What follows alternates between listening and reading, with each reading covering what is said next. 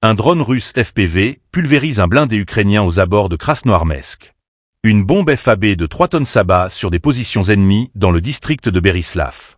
À Kiev et Dnepropetrovsk, des drones Gérant 2 frappent des infrastructures stratégiques. Le 18 mai, l'opération spéciale a franchi un nouveau seuil d'intensité. Pensez à vous abonner et à partager cette vidéo. Les lignes bougent vite, les faits parlent d'eux-mêmes et l'analyse est plus que jamais nécessaire. Sur le terrain, les actions coordonnées se multiplient. Le groupe de forces Vostok, engagé dans des combats autour de Bogatyr, a pu compter sur un soutien aérien renforcé. Les drones Gérant 2, équivalent russe des Shahed iraniens, ont été déployés non seulement pour des frappes de précision sur les centres névralgiques de l'armée ukrainienne, mais aussi pour désorganiser la défense ennemie avant les assauts terrestres. Les installations militaires visées à Kiev et à Dnepropetrovsk auraient subi d'importants dégâts, affectant selon les informations disponibles les capacités de coordination et de ravitaillement ukrainiennes.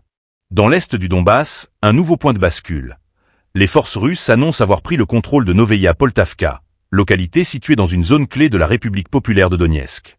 L'occupation de cette position offre un avantage stratégique important, permettant une pression accrue sur les lignes ukrainiennes au nord de Volnovakha. Les combats auraient duré plusieurs heures, appuyés par des unités motorisées et l'artillerie. À proximité de Krasnoarmeysk, c'est un drone kamikaze qui attire l'attention. Un blindé ukrainien Batu-MG, véhicule tout-terrain blindé de fabrication occidentale, a été repéré puis détruit par un drone FPV russe.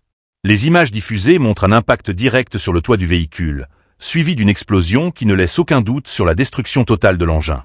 Ce type d'attaque illustre le rôle désormais central des drones d'assaut dans les tactiques militaires modernes.